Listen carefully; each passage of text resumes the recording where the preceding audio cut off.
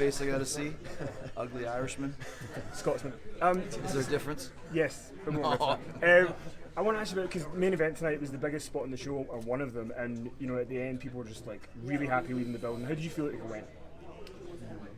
Well, the main event is not one of the biggest spots in the show. It's the biggest spot of the show. That's why it's called the main event. That's the secret behind it. So, I mean, I think the show tonight really proved a point from start to finish that AEW is a legit contender for the alternative to every other wrestling company going on in the world today. Very fresh. I think the fact that we have a brain trust of people in their 30s, are people that think that they're in their 30s. I know that it's a whole fresh attitude here, and it's not just me coming over from WWE. You throw in Dean Malenko and John Moxley and Jim Ross and Dustin Rhodes, and all of us have the exact same attitude, which is this is so exciting and so much fun because it's what wrestling is supposed to be. We are artists, we are creative people. And I find in the past there's a lot of other people's opinions that we shouldn't have to deal with when it comes to putting together a show or putting together a match or putting together a character, because nobody knows what's better for my character than me, and no one has to write anything for me to say because I know what to say. And I think tonight really showed how exciting it can be when you have a bunch of people with similar mindsets and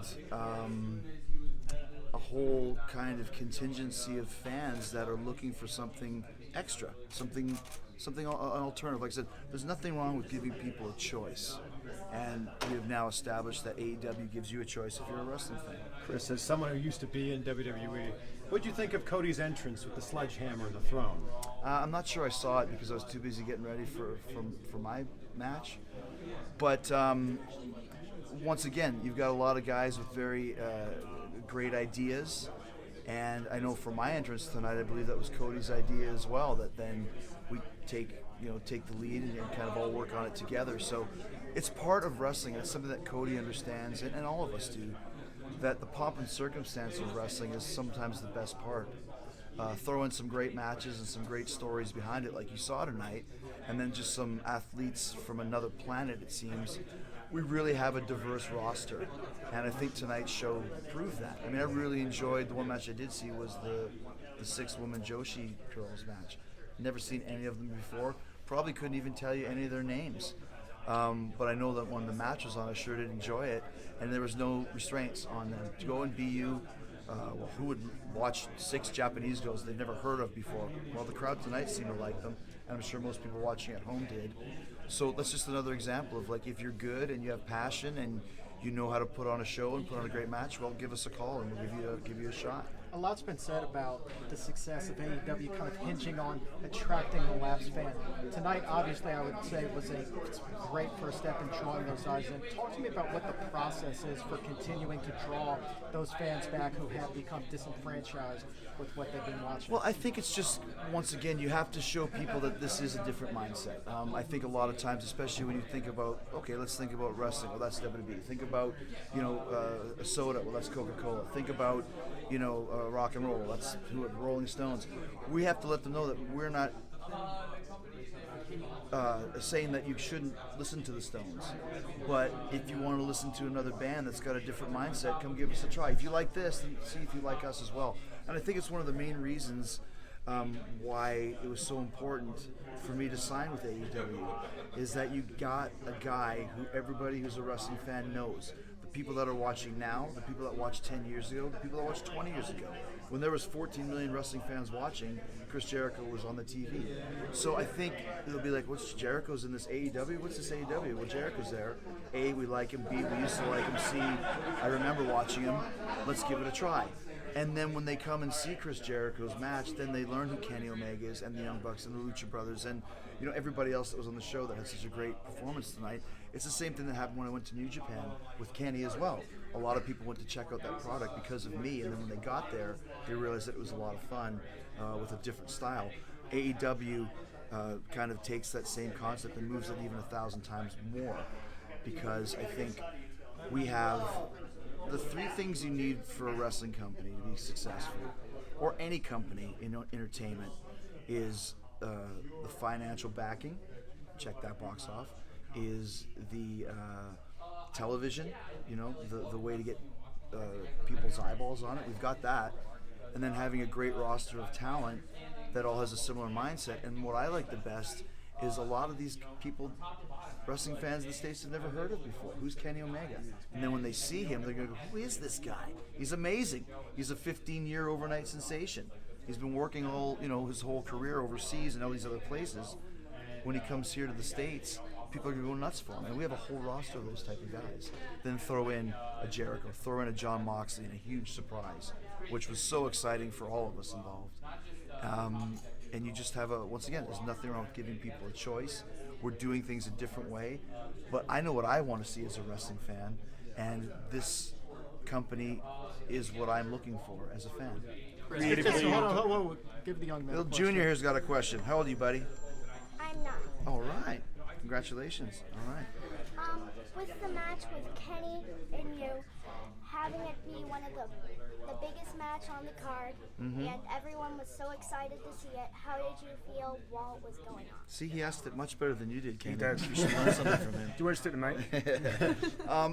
How did I feel about it? Well, I mean, once again, the secret to a great wrestling show is it's like a great set list from a band. You start out big and then you move through and through and through. So the last match, the last song should be the biggest one that leaves people the most excited.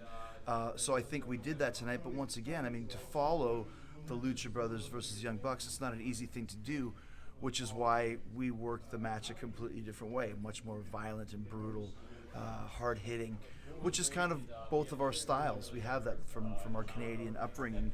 So I think, once again, if you're talking about the three main events of Cody and Dustin and the Young Bucks and Luchas and then Kenny and Jericho, you had three different style of matches. You had a bloodbath, the family story, the tie-in. Then you had this high-flying spectacular.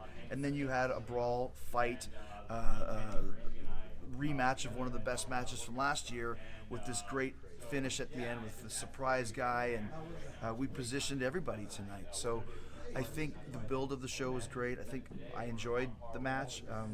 I don't enjoy it sometimes while I'm doing it because it hurts. But, it's one of those things.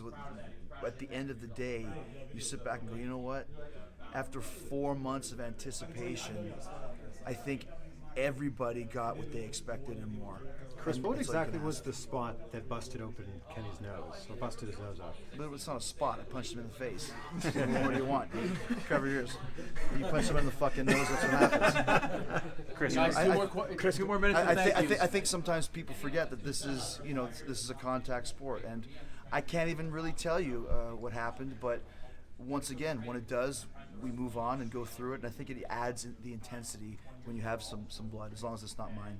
Chris, in terms of your schedule in AEW, being a weekly TV show, you've talked about not wanting to be there all the time and do what you used to do. Have you kind of thought about where you want your schedule to be? Is there anything you can get away about it? Well, I know what my schedule is going to be because we have it in my contract, and it's going to be a very everything that I do in AEW is going to be important. When I appear on the show, it's going to be for a reason, and it's going to be something big. So I think I'm excited. I think the next show I'm doing is the show in Jacksonville.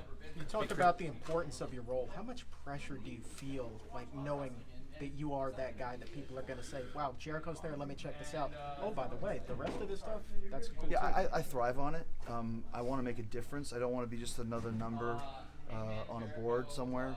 And I think if I would have went back to WWE, that's kind of the role that was there for me, which is fine.